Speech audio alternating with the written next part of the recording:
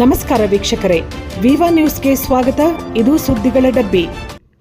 ಕೇಂದ್ರ ಚುನಾವಣಾ ಆಯೋಗದ ಬಗ್ಗೆ ದೇಶದ ಜನರಲ್ಲೂ ಗೊಂದಲ ಮೂಡಿಸುವಂತೆ ಮಾಡುತ್ತಿರುವ ರಾಹುಲ್ ಗಾಂಧಿಯವರ ಯತ್ನದ ಹಿಂದೆ ಕಾಣದ ಕೈಗಳ ಕೈವಾಡ ಇದೆಯೆಂದು ಉತ್ತರ ಕನ್ನಡ ಜಿಲ್ಲೆಯ ಸಂಸದ ವಿಶ್ವೇಶ್ವರ ಹೆಗಡೆ ಕಾಗೇರಿ ಹೇಳಿದರು. ಸಂವಿಧಾನಬದ್ಧ ಸಂಸ್ಥೆಗಳ ಮೇಲೆ ಆರೋಪ ಮಾಡಿರುವ ಮೂಲಕ ಪ್ರಜಾಸತ್ತಾತ್ಮಕ ಸಂಸ್ಥೆಗಳನ್ನು ದುರ್ಬಲ ಮಾಡುತ್ತಿದ್ದಾರೆಂದು ದೂರಿದರು. ಚುನಾವಣೆಯಲ್ಲಿ ಅಕ್ರಮ ನಡೆದಿದೆ ಎಂಬುದಾದರೆ ದಾಖಲೆಗಳನ್ನು ಕೊಟ್ಟು ಚುನಾವಣಾ ಆಯೋಗ ಹೇಳಿದಂತೆ ದೂರು ನೀಡಲಿ, ಅದು ಬಿಟ್ಟು ವೃಥಾ ಆರೋಪ ಸರಿಯಲ್ಲ ಎಂದು ಅವರು ದೂರಿದರು.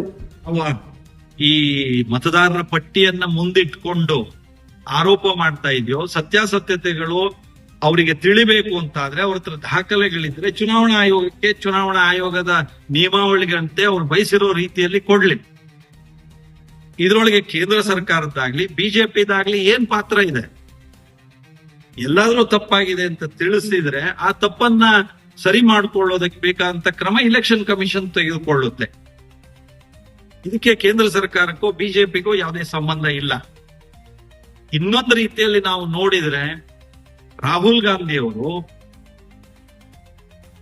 ಮತ್ತು ಕಾಂಗ್ರೆಸ್ಸಿನ ಅಧ್ಯಕ್ಷರು ಮಲ್ಲಿಕಾರ್ಜುನ್ ಖರ್ಗೆ ಒಳಗೊಂಡಂತೆ, ಸಿದ್ದರಾಮಯ್ಯ, ಡಿ.ಕೆ. ಶಿವಕುಮಾರ್ ಒಳಗೊಂಡಂತೆ ಕಾಂಗ್ರೆಸ್ ಪಕ್ಷದ ತಮ್ಮ ಕಾರ್ಯಕರ್ತರೇ ಅಪರಾಧಿಗಳು ಅನ್ನೋದನ್ನ ಬಿಂಬಿಸ್ತಾ ಇದ್ದಾರೆ. ಯಾಕೆಂದ್ರೆ ನಮ್ಮ ಚುನಾವಣಾ ಬೂತ್ಗಳಲ್ಲಿ ನಾವು BLAಗಳಿರ್ತೇವೆ, ಎಲ್ಲಾ ಪಕ್ಷದಿಂದ ಇರ್ತಾರೆ. ಆ BLAಗಳು ಸಮರ್ಥವಾಗಿ ಕೆಲಸ ಮಾಡಿಲ್ಲ ಅನ್ನೋದು ಕಾಂಗ್ರೆಸ್ಸಿನ ಆರೋಪ ಇದೆ.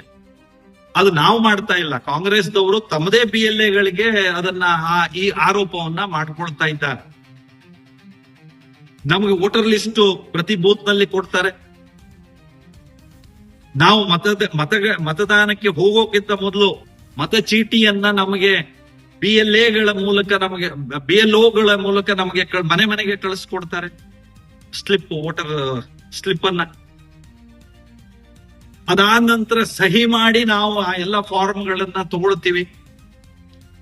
ಎಷ್ಟು ವೋಟ್ ಆಗಿದೆ, ಎಷ್ಟು ವೋಟ್ ಯಾರ್ಯಾರಿಗೆ ಬಿದ್ದಿದೆ, ಇದೆಲ್ಲ ಕೌಂಟ್ ಪ್ರತಿ ಬೂತ್ ಇಂದ ತಗೊಳ್ತೀವಿ. ಈ ರೀತಿ ಎಲ್ಲಾದ್ರೂ ವ್ಯತ್ಯಾಸಗಳು, ಗೊಂದಲಗಳು ಆಗಿದ್ದಿದ್ರೆ ಆ ಬೂತ್ ನಲ್ಲಿರುವಂತಹ ಕಾಂಗ್ರೆಸ್ಸಿನ ಬೂತ್ ಏಜೆಂಟ್ಗಳು ಅವರು ಆಗಲೇ ಆ ಸಂದರ್ಭದಲ್ಲಿ ಹೇಳ್ಬೇಕಿತ್ತು. ಅದಿಲ್ಲ ಅಂದ್ರೆ ನಂತರದಲ್ಲಾದ್ರೂ ಅಭ್ಯರ್ಥಿಗಳು ಅಥವಾ ಪಕ್ಷವೋ ಚುನಾವಣಾ ಆಯೋಗಕ್ಕೋ ಅಥವಾ ಬೇರೆ ಬೇರೆ ಹಂತದ ಅಧಿಕಾರಿಗಳಿಗೋ ಅವರು ಕಂಪ್ಲೇಂಟ್ ಕೊಡ್ಬೇಕಿತ್ತು. ಇದು ಯಾವುದನ್ನೂ ಮಾಡದೆ ಈ ಬಿಹಾರ್ ಚುನಾವಣೆ ಬಂದಾಗ ದೇಶದಲ್ಲಿ ತಾವು ಅಧಪತನವನ್ನ ನೆಲ ಕಚ್ಚುತ್ತಾ ಇರುವಂತ ಸ್ಥಿತಿಯಿಂದ ತಮ್ಮ ಮುಖ ಉಳಿಸ್ಕೊಳ್ಬೇಕು ಅನ್ನೋದಕ್ಕೆ ಕಾಂಗ್ರೆಸ್ದವರು ಈ ಪ್ರಯತ್ನ ಮಾಡ್ತಿರೋದು ಬಹಳ ಒಂದು ದೇಶದ ದೃಷ್ಟಿಯಿಂದ ಒಂದು ಅಕ್ಷಮ್ಯ ಅಪರಾಧ ಅಂತ ನಾನು ಭಾವಿಸ್ತೇನೆ. ಚುನಾವಣಾ ಆಯೋಗಕ್ಕೆ ಇವರು ಯಾವ್ದಾದ್ರು ಮಾಹಿತಿಯನ್ನ ಕೊಡ್ಲಿ, ಅಧಿಕೃತ ದಾಖಲೆಯನ್ನು ಕೊಡ್ಲಿ, ಚುನಾವಣಾ ಆಯೋಗ ಮುಂದಿನ ಒಂದು ಕ್ರಮವನ್ನ ತೆಗೆದುಕೊಳ್ಳುತ್ತೆ ಅನ್ನೋದನ್ನ ಹೇಳ್ತಾ, ನಾನು ಒಂದು ಮಾತು ನಮಗೆ ಯಾವತ್ತೂ ಗೊತ್ತಿದೆ, ಈ ಮಾಹಿತಿಯ ಕೊರತೆ ಮತ್ತು ತಪ್ಪು ಮಾಹಿತಿ ಮೂರ್ಖರನ್ನ ಸೃಷ್ಟಿಸುತ್ತದೆ ಅಂತ. ಈ ಮಾತುಗಳನ್ನ ನಾವೆಲ್ಲ ಕಡೆ ಕೇಳಿದೀವಿ. ಒಂದು ಮಾಹಿತಿಯ ಕೊರತೆ ಅಥವಾ ತಪ್ಪು ಮಾಹಿತಿ ಮೂರ್ಖರನ್ನ ಸೃಷ್ಟಿಸುತ್ತದೆ ಅಂತ. ಹೀಗೆ ಕಾಂಗ್ರೆಸ್ ತನ್ನ ಈ ಎಲ್ಲ ಕೊರತೆಗಳಿಂದ ಅವರು ದೇಶದ ಜನರನ್ನ ತಪ್ಪು ದಾರಿಗೆ ಎಳೆಯುವಂತ ಪ್ರಯತ್ನವನ್ನ ಮಾಡ್ತಾ ಇದ್ದಾರೆ. ಇದು ಸರಿಯಲ್ಲ ಅನ್ನೋದನ್ನ ಮತ್ತೊಮ್ಮೆ ಹೇಳ್ತೇನೆ. ಚುನಾವಣಾ ಆಯೋಗದ ಭಾಗ ನಾವೆಲ್ಲರೂ, ಚುನಾವಣಾ ಆಯೋಗದ ಭಾಗ ನಾವು. ನಮ್ಮನ್ನ ರಾಜಕೀಯ ಪಕ್ಷಗಳನ್ನು ಬಿಟ್ಟು ಚುನಾವಣಾ ಆಯೋಗ ಇಲ್ಲ.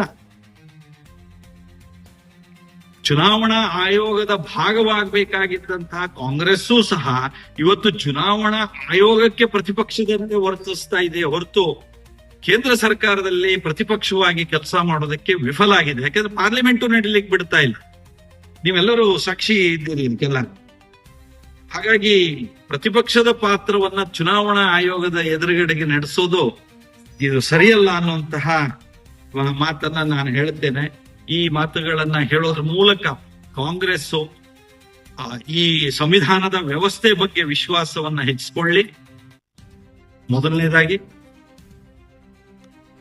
ಪಾರದರ್ಶಕವಾಗಿ ಮತ್ತು ವಿಶ್ವಾಸಪೂರ್ಣವಾಗಿ ಚಟುವಟಿಕೆಗಳು ನಡೆಯೋದಕ್ಕೆ ಸಹಕರಿಸಲಿ ಅನ್ನುವಂತ ಮಾತನ್ನ ಹೇಳ್ತಾ ತಮ್ಮ ಸಲಹೆ ಸೂಚನೆ ಕೊಡ್ಲಿ ಅಂತ ಚುನಾವಣಾ ಆಯೋಗಕ್ಕಾಗ್ಲಿ ಸರ್ಕಾರಕ್ಕಾಗ್ಲಿ ಕೊಡ್ಲಿ ಅಂತ ನಾನು ಹೇಳ್ಕೊಳ್ತಾ, ಹಿಂದೂಗಳ ಶ್ರದ್ಧೆ ಭಕ್ತಿಯ ವಿಷಯದಲ್ಲಿ ಚೆಲ್ಲಾಟ ಆಡಬಾರದು. ಸಿದ್ದರಾಮಯ್ಯನವರು ಎಡಪಂಥೀಯರ ಕೈಗೊಂಬೆಯಾಗಿ ಅವರು ವರ್ತಿಸಬಾರದು ಅನ್ನೋದನ್ನ ಮತ್ತೊಮ್ಮೆ ಆಗ್ರಹವನ್ನ ನಾನು ಮಾಡ್ತೇನೆ. ನಮಸ್ಕಾರ.